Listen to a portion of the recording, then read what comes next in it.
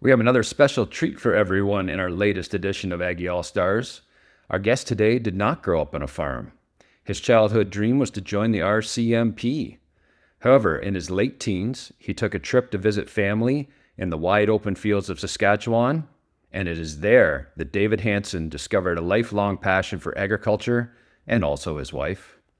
What started as curiosity became a career of reshaping the Canadian seed business, driving innovation and building trust across the industry. His influence didn't stop there. At DP&L, he took that vision to the global stage, helping redefine the seed business in China. A mentor to many, an innovator, and a true leader, David Hansen has left a mark on our industry. He is an Aggie All Star. Enjoy this episode with Mr. Hansen.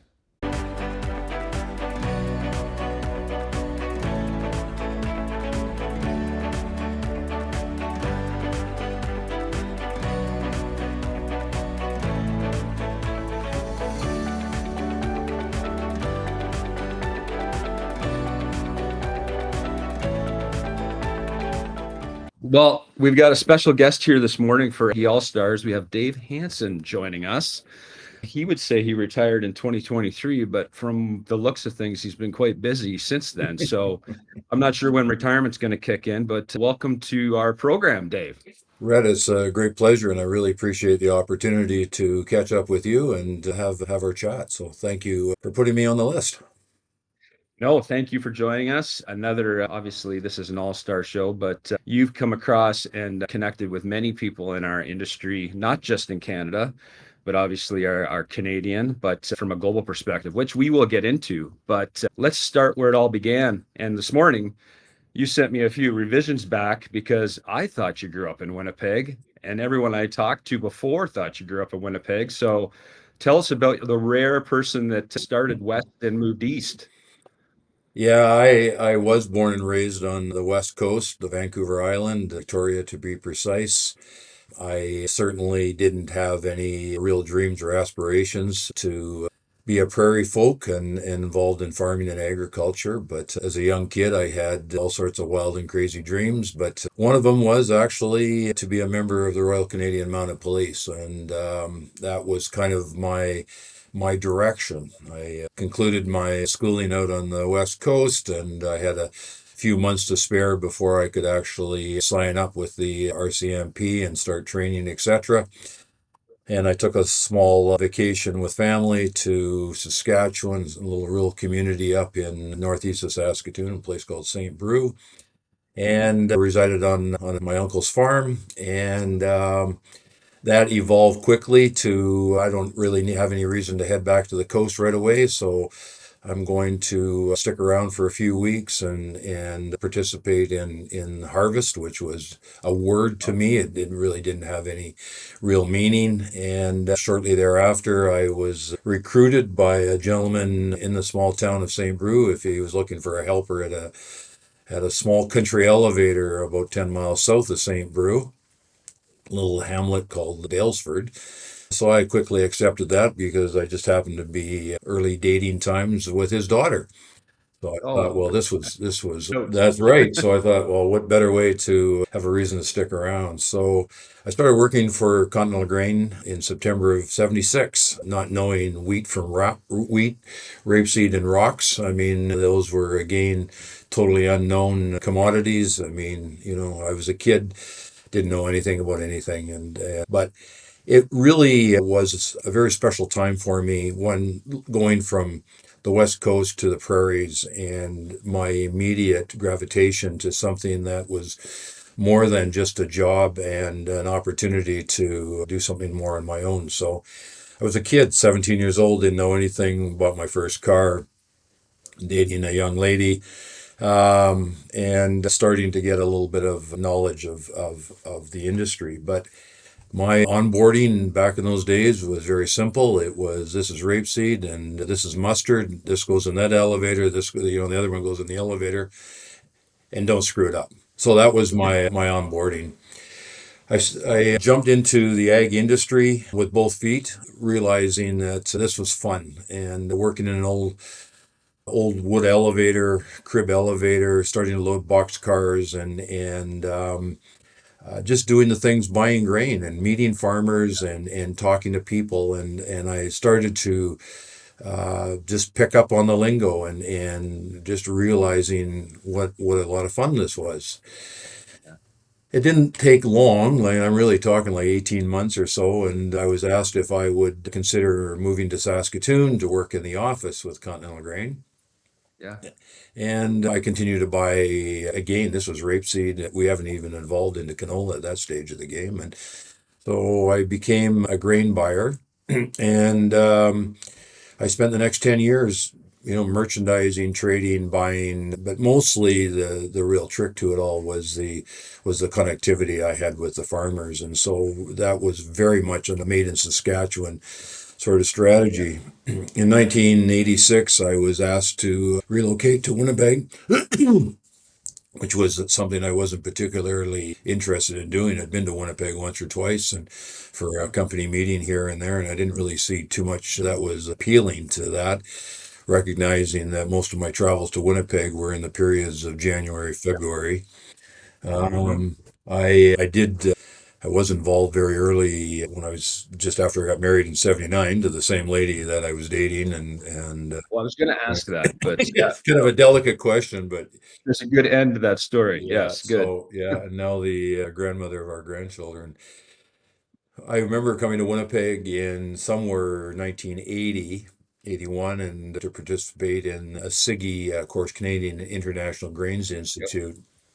And it was all about grain marketing, and it was really an effort for the organization, Continental Grain, to start giving me a little more technical understanding of the industry. But so that was kind of my early lead into something that was going on in Winnipeg. Moved into Winnipeg in '86, and I spent the next year and a half on the merchandising side and working with the floor traders and buying and selling feed grains and trading a little bit of flaxseed into Europe and those sorts of things. Minor roles, but very much of a learning process. And having the opportunity to connect more with the business side of it, but yet I still had my finger with the growers and the grower organizations, the Saskatchewan Rapeseed Organization, and the early precursor to the Canola Council of Canada, and so I started becoming more actively involved in the grower organizations and with the industry.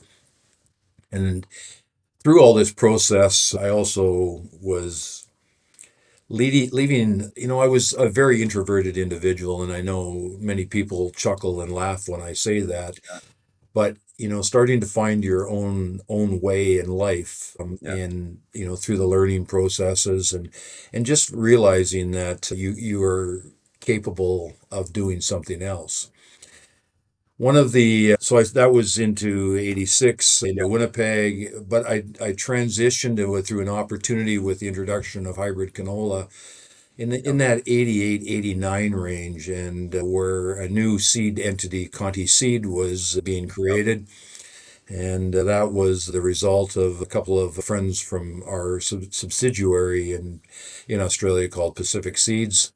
Mm-hmm. And they were establishing themselves as far as bringing the genetics into Canada, testing them, getting involved with the variety registration process, etc. And they were looking for a marketing guy.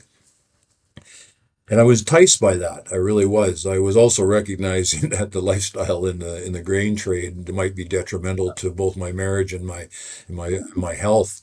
Yeah. Um, it was quite a different time. I wouldn't call it the Wild West, but certainly for a young kid from Victoria, it was downtown Portage and Maine was a very different world than I was ever understanding of. I Yeah. transitioned over as the marketing coordinator with Conti Seed, and then there was a number of M&As that transition through Garst, ICI, Zedeca, Yep. Advanta. And that took me all the way through until 2001. And then I'll say left Advanta. And Yeah. I actually spent a short time in the specialty fertilizer industry with Agritane and the Yeah. introduction of these urease inhibitors. And that was another eye opener because I'd been in the commodities, I've been launched into the seed business with Iola, and then of course all the other success from that. Yeah. Now I found myself in the fertilizer business and going to different meetings and hearing similar stories. about Yeah. what was important in order to establish and base your crop production plans around. And then I had an opportunity to go to Asia. I took that on, and that was the Dave Hansen MBA program. And I did that until 203, or sorry, 20, late 208. And then Yep. went back to Agritain and to run their Asian business, but having the luxury of living here in Winnipeg and traveling back and forth to Asia on a number of times. And then that was a strain at home, as you can appreciate, spending half your time Yep. here and half your time overseas. And so the Yeah. opportunity to join Canterra Seeds in the role of president and CEO, which took me up to my retirement in 23. So it's a very short Quite a run. 37 years of being in the industry, and it was a lot of fun. Well, let's go back a little bit. I still have in my head growing up on the island and then going to smack dab in the middle of agriculture in Saskatchewan, right? There's no bigger agricultural province. What are some of those, like you mentioned, the farmers, that it was about the farmers and meeting those, and then obviously you met your wife there, which might be number one, but just that cultural difference between island life to just the prairies. It it was a real eye opener for me, Rhett. I didn't understand scale, of course. I mean, my uncle, who I was boarding with, him and my aunt and cousins, they were what we would refer to today as subsistence farmers. Yeah. They lived a very humble life. This was at a time when they really didn't have proper indoor plumbing. So Wow. going from a home in Victoria, but what they had was a horse and a tractor and motorbikes, and Yep. there was that aspect of it. But so I learned a lot about life, I guess, in a short period of time, and I was open to learning, and I really, really enjoyed it.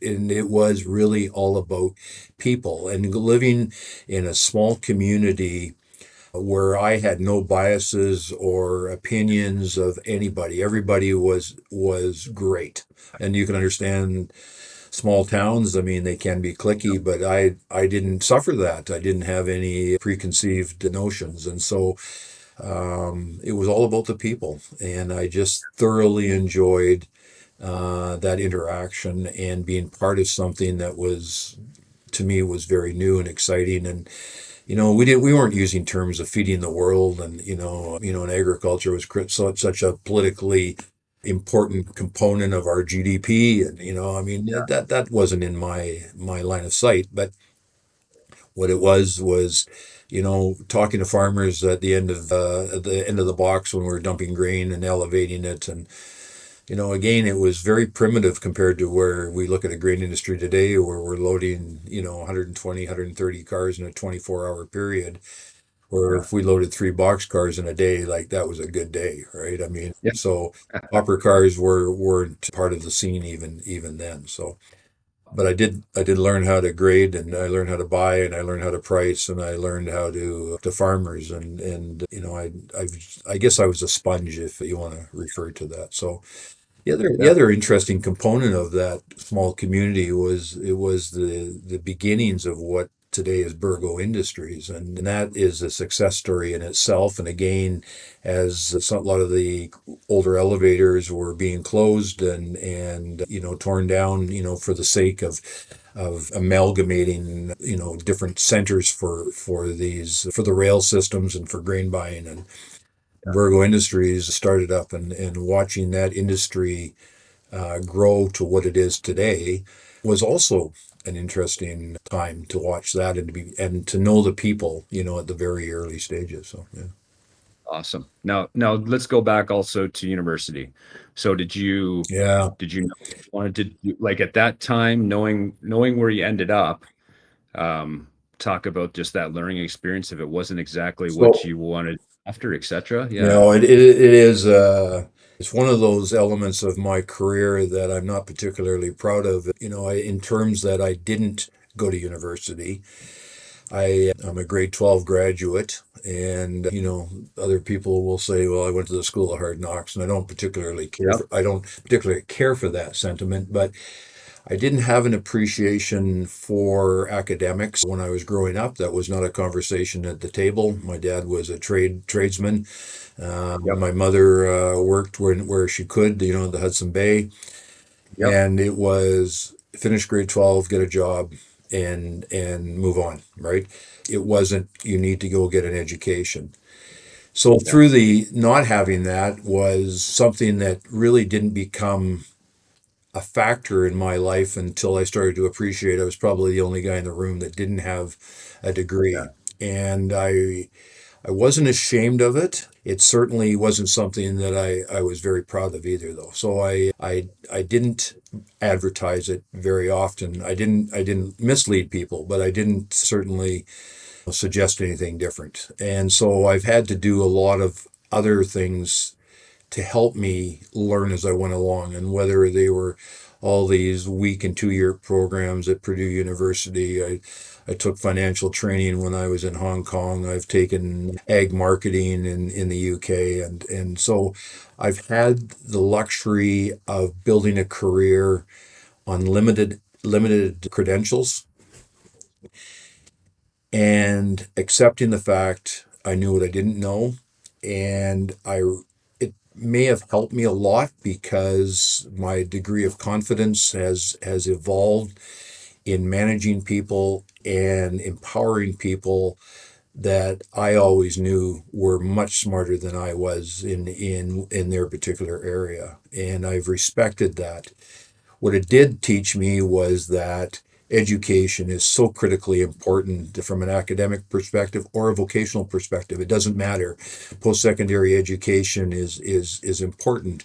And whether it's about the specific subject matter that somebody is studying, I believe that critical thinking is something that is part of more formal academic training and education. Again, vocational or academic trails. I also believe the network that is created through university is another major advantage, and certainly in the agricultural field. And I'm sure that probably goes into many of the other disciplines as well. Um, the other thing but education, formal education, I also learned was not necessarily providing all the skills required, for the people that I've been hiring for decades. They Yep. would come to you with a kind of a baseline. Yes, I went to school. Yes, I learned. Do you want to see my marks? Not particularly. Yep. You accomplished something that you set your mind to. You may have failed a year or two, but yet you continued on. You learned from failing.